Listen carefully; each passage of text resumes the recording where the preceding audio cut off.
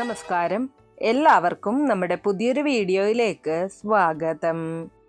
ഹൈന്ദവ വിശ്വാസപ്രകാരം ഏറ്റവും പ്രധാനപ്പെട്ട ദിവസങ്ങളിലൊന്ന് അല്ലെങ്കിൽ ആഘോഷങ്ങളിലൊന്നാണ് മകരസംക്രാന്തി എന്ന് പറയുന്നത്. സൂര്യൻ മകരം രാശിയിലേക്ക് പ്രവേശിക്കുന്ന ഈ ദിനം ദേവന്മാരുടെ പകൽക്കാലത്തിന്റെ തുടക്കമായാണ് വിശ്വസിക്കപ്പെടുന്നത്. 2026 മകരസംക്രാന്തി എന്നാണെന്നുള്ള കാര്യത്തിൽ പലരിലും ആശയക്കുഴപ്പമുണ്ട്.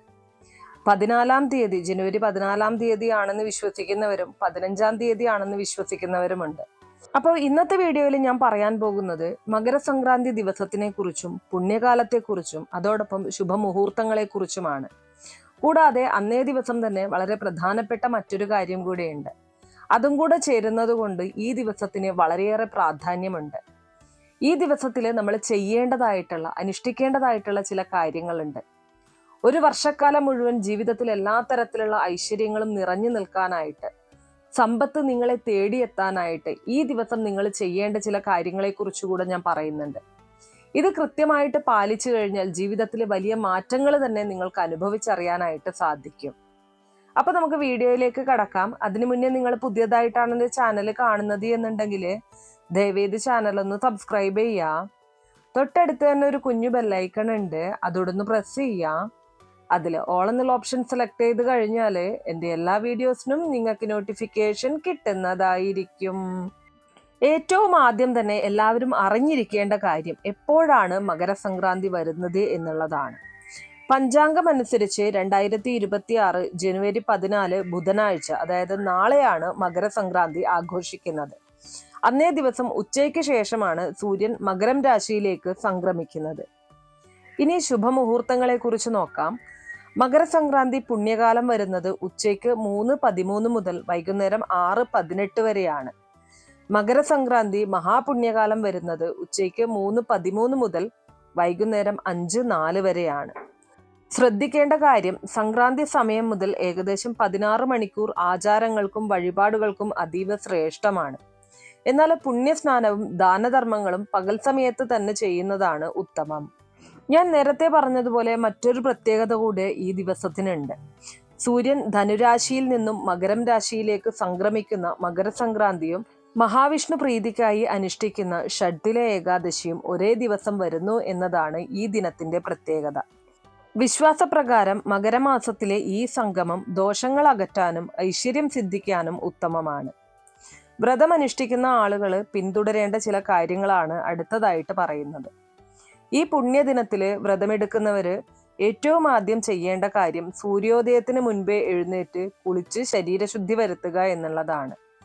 സാധിക്കുന്നവര് ബ്രഹ്മമുഹൂർത്തത്തിൽ തന്നെ എഴുന്നേറ്റ് കുളിച്ച് ശരീരശുദ്ധി വരുത്തി വീട്ടില് ദീപം തെളിയിക്കുക. 5 തിരിയിട്ട് ഭദ്രദീപം തെളിയിക്കുന്നതാണ് ഏറ്റവും ശ്രേഷ്ഠം എന്ന് പറയുന്നത്. സാധിക്കുന്നവര് നെയ്യൊഴിച്ച് തന്നെ ദീപം തെളിയിക്കാനായിട്ട് ശ്രമിക്കുക. ഇനി ബ്രഹ്മമുഹൂർത്തത്തിൽ എഴുന്നേൽക്കാൻ സാധിക്കാത്തവർ നിർബന്ധമായിട്ടും സൂര്യോദയത്തിന് മുൻപേ എഴുന്നേറ്റ് ശരീരശുദ്ധി വരുത്തിയിരിക്കണം. അയ്യപ്പന്റെയും വിഷ്ണു ഭഗവാന്റെയും സ്മരണയോടുകൂടി വേണം നമ്മുടെ ദിനം ആരംഭിക്കാനായിട്ട്. നിങ്ങളുടെ വീട്ടിലെ അയ്യപ്പന്റെയും വിഷ്ണു ഭഗവാന്റെയും ഫോട്ടോയോ വിഗ്രഹങ്ങളോ ഉണ്ടെങ്കിൽ മാലയൊക്കെ ചാർത്തി അതിൻ്റെ മുന്നിൽ ചിരാതിൽ നെയ്യൊഴിച്ച് ദീപം തെളിയിച്ച് വയ്ക്കുന്നത് ഏറ്റവും ഉത്തമമായിട്ടുള്ള കാര്യമാണ്. മഞ്ഞ വസ്ത്രം ധരിച്ച് വിഷ്ണു ക്ഷേത്രത്തിലോ കൃഷ്ണക്ഷേത്രങ്ങളിലോ ദർശനം നടത്തുക. ഭഗവാന് തുളസിമാലയും എള്ളുപായസവും വഴിപാടായി സമർപ്പിക്കുന്നത് ഏറ്റവും ഗുണകരമാണ്. ഈ ദിവസം എള്ള് ദാനം ചെയ്യുന്നതും എള്ളുകൊണ്ടുള്ള ആഹാരം കഴിക്കുന്നതും വിശേഷകരമായിട്ടുള്ള കാര്യമാണ്. കൂടാതെ ഓം നമോ നാരായണായ എന്ന മന്ത്രമോ വിഷ്ണു സഹസ്രനാമമോ ജപിക്കുന്നത് സദ്ഫലങ്ങൾ വർദ്ധിപ്പിക്കും. മകരസംക്രാന്തി ആയതിനാൽ ആദിത്യ ഹൃദയ സ്തോത്രം ചൊല്ലുന്നത് സൂര്യപ്രീതിക്ക് ഉത്തമമാണ്. ഇനി അടുത്തതായിട്ട് ദോഷപരിഹാരങ്ങൾക്കായിട്ട് എന്തൊക്കെയാണ് ചെയ്യേണ്ടത് എന്നുള്ളത് നോക്കാം. പിതൃദോഷ ശാന്തിക്കായിട്ട് ചെയ്യേണ്ട കാര്യത്തെക്കുറിച്ചാണ് ആദ്യം തന്നെ പറയുന്നത്. മകരസംക്രാന്തി ദിനത്തില് പിതൃക്കൾക്ക് തിലതർപ്പണം ബലിയിടൽ നടത്തുന്നത് അതീവ പുണ്യകരമാണ്. ഏകാദശി കൂടി വരുന്നതിനാൽ രാത്രിയിൽ വീടിന്റെ തെക്കുഭാഗത്ത് എള്ളെണ്ണ ഒഴിച്ച് വിളക്ക് തെളിയിക്കുന്നത് പിതൃക്കളുടെ അനുഗ്രഹം ലഭിക്കാൻ സഹായിക്കും. ഇനി അടുത്തതായിട്ട് നവഗ്രഹ ദോഷ നിവാരണത്തിനായിട്ട് ചെയ്യേണ്ട കാര്യത്തെക്കുറിച്ച് പറയാം.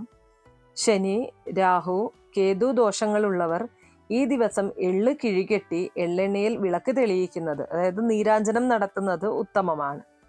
ദാനധർമ്മങ്ങൾ ചെയ്യുന്നതും ഏറ്റവും ശ്രേഷ്ഠകരമായിട്ടുള്ള കാര്യമാണ്. എള്ള്, ശർക്കര, പുതപ്പ്, വസ്ത്രം എന്നിവ ദാനം ചെയ്യുന്നത് കഷ്ടതകൾ അകറ്റാൻ സഹായിക്കും. പക്ഷിമൃഗാദികൾക്ക് ഭക്ഷണം നൽകുന്നതും പാവപ്പെട്ടവരെ സഹായിക്കുന്നതും പുണ്യകർമ്മമാണ്. അതുപോലെ തന്നെ മകരസംക്രാന്തിയിലെ ചില ആചാരങ്ങളെക്കുറിച്ച് പറഞ്ഞാൽ, ഈ ദിവസം പുണ്യനദികളിൽ സ്നാനം ചെയ്യുന്നതും സൂര്യഭഗവാനെ ആരാധിക്കുന്നതും ഐശ്വര്യദായകമാണെന്നാണ് വിശ്വസിക്കപ്പെടുന്നത്. പ്രധാന ആചാരങ്ങൾ എന്ന് പറയുന്നത് സൂര്യോദയത്തിന് മുൻപ് ഉണർന്ന് സ്നാനം ചെയ്യുക, സാധിക്കുമെങ്കിൽ പുണ്യനദികളിൽ മുങ്ങി നിവരുക, വീട്ടിലാണെങ്കിൽ കുളിക്കുന്ന വെള്ളം ഗംഗാജലമാണെന്ന് സങ്കല്പിച്ച് കുളിക്കുക, വൃത്തിയുള്ള വസ്ത്രം ധരിച്ച് നെറ്റിയിൽ തിലകം ചാർത്തുക, ഒരു ചെമ്പു പാത്രത്തിൽ ലോഹപാത്രത്തിൽ വെള്ളമെടുത്ത് അതിൽ കുങ്കുമം, പൂക്കൾ, ശർക്കര, കറുത്ത എള്ള് എന്നിവ ചേർത്ത് കിഴക്കോട്ട് തിരിഞ്ഞു നിന്ന് സൂര്യഭഗവാന് അർപ്പിക്കുക. ഇങ്ങനെ സൂര്യന് ജലം അർപ്പിക്കുന്ന സമയത്ത് ചൊല്ലേണ്ടതായിട്ടുള്ള ഒരു മന്ത്രമുണ്ട്. ഓം സൂര്യായ നമഃ എന്ന മന്ത്രമാണ് ജപിക്കേണ്ടത്. അതായത് സൂര്യന് ജലം അർപ്പിച്ചുകൊണ്ട് ഈ ഒരു മന്ത്രം ഓം സൂര്യായ നമഃ എന്ന മന്ത്രം ജപിക്കുക. ശബരിമലയുമായിട്ട് ബന്ധപ്പെട്ട് മകരസംക്രാന്തി ദിനത്തില് എന്തൊക്കെയാണ് പ്രാധാന്യം എന്നുള്ളത് കൂടെ ഒന്ന് പറയാം. മഹിഷിയെ അയ്യപ്പസ്വാമി വധിച്ചതിന്റെ സന്തോഷത്തിൽ പൊന്നമ്പലമേട്ടിൽ തെളിഞ്ഞതാണ് മകരജ്യോതി എന്ന് പറയുന്നത്. അതുമാത്രമല്ല, മഹാവിഷ്ണു കൂർമാവതാരം എടുത്തതും ഈ ദിനത്തിലാണ്. അതുകൊണ്ട് തന്നെ മകരസംക്രാന്തിയുടെ പ്രാധാന്യം വർദ്ധിക്കുന്നു. കൂടാതെ മറ്റൊരു പ്രധാനപ്പെട്ട കാര്യം എന്നത് ഭീഷ്മർ ശരശയ്യയിൽ കിടന്ന് മരണം വരിച്ചതും ഈ ദിനത്തിലാണ്. അപ്പോൾ മകരസംക്രാന്തിയും ഏകാദശിയും ഒരുമിച്ച് വരുന്ന ദിവസമാണ്. ഒരുപാട് കാര്യങ്ങൾ നമുക്ക് നേടിയെടുക്കാൻ സഹായിക്കുന്ന ദിവസം. എല്ലാവരും ഈശ്വര വിശ്വാസത്തോടുകൂടി ദൈവിക നാമങ്ങളോടുകൂടി അന്നത്തെ ദിവസം കഴിച്ചു കൂട്ടുക. എല്ലാ തരത്തിലുള്ള ഐശ്വര്യങ്ങളും നിങ്ങളെ തേടിയെത്തുന്നതായിരിക്കും. അപ്പോൾ ചെയ്യേണ്ടതായിട്ടുള്ള കാര്യങ്ങളെക്കുറിച്ച് പറഞ്ഞു. ഇനി ഒരു കാരണവശാലും നാളത്തെ ദിവസം നിങ്ങളുടെ വീട്ടിൽ ചെയ്യാൻ പാടില്ലാത്ത ചില കാര്യങ്ങൾ കൂടിയുണ്ട്. അതിൽ ഒന്നാമത്തെ കാര്യം, വീട്ടിൽ നാളെ നോൺ വെജ് ഭക്ഷണങ്ങൾ കഴിക്കാനോ അല്ലെങ്കിൽ പാകം ചെയ്യാനോ പാടുള്ളതല്ല. വ്രതമനുഷ്ഠിക്കുന്നവരും വ്രതമനുഷ്ഠിക്കാൻ സാധിക്കാത്തവരും ആ ഒരു കാര്യം ഒന്ന് ഫോളോ ചെയ്യുക. വീട്ടിൽ ശാന്തവും സമാധാനവുമായിട്ടുള്ള അന്തരീക്ഷം സൃഷ്ടിക്കുക. വീടും പരിസരവും വൃത്തിയും ശുദ്ധിയുമുള്ളതാക്കി മാറ്റുക. അതുപോലെ തന്നെ ഏറ്റവും പ്രധാനപ്പെട്ട ഒരു കാര്യം, സൂര്യൻ ഉദിച്ചു വരുന്നത് നമ്മുടെ വീട്ടിൽ നിന്ന് നമ്മൾ കാണുന്ന ഒരു സ്ഥലമുണ്ട്. അത് ചിലപ്പോൾ നമ്മുടെ വീട്ടിന്റെ വരാന്തയിൽ നിന്നുകൊണ്ട് നോക്കുന്ന സമയത്ത് നമ്മൾ കാണുന്ന ആ ഒരു കോണ് അല്ലെങ്കിൽ ആ ഒരു ഏരിയ, അത് വൃത്തിയുള്ളതാക്കി തീർക്കുക എന്നുള്ളത് വളരെ പ്രധാനമാണ്. നിങ്ങൾ ഏതെങ്കിലും തരത്തിലുള്ള മോശപ്പെട്ട വസ്തുക്കളോ അല്ലെങ്കിൽ വേസ്റ്റുകളോ ഒക്കെ ആ ഭാഗത്ത് കൂട്ടിയിട്ടിട്ടുണ്ടെങ്കിൽ ഇന്ന് തന്നെ അത് ഒഴിവാക്കുക. നാളെ എല്ലാവരും സൂര്യഭഗവാനെ നോക്കി പ്രാർത്ഥിച്ചിരിക്കണം. നിങ്ങളുടെ ജീവിതത്തിൽ എല്ലാ തരത്തിലുള്ള ഐശ്വര്യങ്ങളും ഉണ്ടാകാൻ, ഭഗവാന്റെ കരുണയുണ്ടാകാനായിട്ട് ഭഗവാനോട് തന്നെ പ്രാർത്ഥിക്കുക. അപ്പൊ ഇത്രയേ ഉള്ളൂ ഇന്നത്തെ വീഡിയോ കുറച്ചു പേർക്കെങ്കിലും ഉപകാരപ്രദമായി കാണും എന്ന് വിശ്വസിക്കുന്നു. ഇതുപോലുള്ള അറിവുകൾക്കായിട്ട് നമ്മുടെ ഈ ചാനൽ ഒന്ന് സബ്സ്ക്രൈബ് ചെയ്യാം. വീഡിയോ ഇഷ്ടമാണെങ്കിൽ ലൈക്ക് ചെയ്യാനും ഷെയർ ചെയ്ത് മറ്റുള്ളവരിലേക്ക് എത്തിക്കാനും മറക്കരുത്. നിങ്ങൾക്ക് ഏതെങ്കിലും തരത്തിലുള്ള സംശയങ്ങളോ അഭിപ്രായങ്ങളോ നിർദ്ദേശങ്ങളോ ഇനി ഏതെങ്കിലും കാര്യങ്ങളെക്കുറിച്ച് അറിയാനുള്ള താല്പര്യമോ ഉണ്ടെങ്കിൽ തീർച്ചയായിട്ടും കമന്റ് ബോക്സ് വഴി അറിയിക്കാവുന്നതാണ്. നന്ദി.